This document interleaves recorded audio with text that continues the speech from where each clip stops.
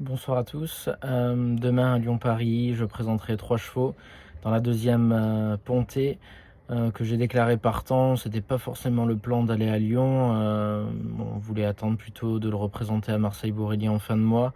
Mais étant donné qu'il a un peu plu, que la piste s'annonce vraiment très très bonne, et qu'il y a une plus grande ligne droite à Lyon-Paris qu'à Marseille-Borély, la dernière fois, il a fini plutôt plaisamment et ça sera intéressant de le voir dans des conditions différentes. Après avoir fait ses débuts à Nîmes en courant de façon propre, il est monté en puissance et a progressé en faisant une belle fin de course à Marseille-Borély en dernier lieu.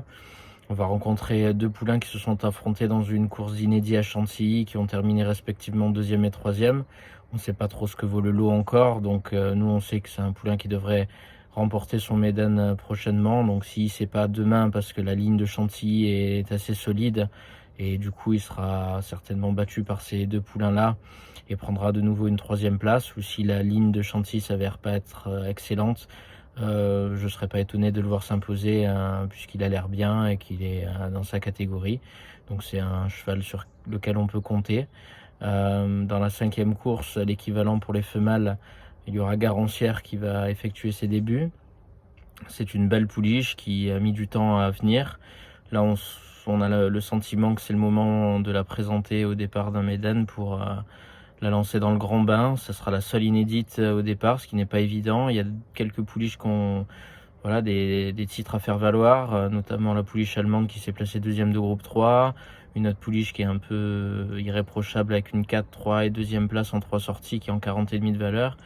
Voilà, ça sera quand même pas évident, donc il y aura les 2 kilos d'avantage pour le fait de débuter contre des pouliches ayant déjà couru, et encore les 2,5 d'avantage avec la décharge de Grégoire. Donc ça fera 4,5 d'avantage, un peu comme c'était le cas pour Tessel qui s'est imposé à Salon en débutant. Bon là, Garancière va pas affronter les mêmes, mais elle a tiré un bon numéro de corde. Si elle sort bien et qu'elle peut se placer en bonne position, elle devrait courir de façon tout à fait honorable pour des débuts. Après, c'est jamais facile contre des pouliches expérimentées, et surtout de qualité comme demain. Mais en tout cas, ça sera bien de la lancer et voir son comportement en course. Et puis le dernier partant dans la septième, c'est Saint-Hélier qui a été pris en 33 de valeur suite à ses 3 premières sorties publiques. Une troisième place en débutant à Cagnes sur le gazon, et puis une troisième et une sixième place ensuite à Vivo. Donc ça sera intéressant de le revoir sur le gazon. C'est un handicap qui est fermé aux chevaux qui ont une valeur supérieure à 33. Il a été jugé en 33, donc il aura le poids maximum. Et on pourra juger de son degré de compétitivité dans cette valeur-là. Mais en tout cas, ça sera très intéressant de le revoir sur gazon. On attend un bon comportement. On sera très déçu de ne pas finir à l'arrivée. Donc à la base, difficile de gagner. Peut-être avec Ponté si la ligne cantilienne est moyenne. Garancière, on attend juste de bons débuts, une belle ligne droite de sa part.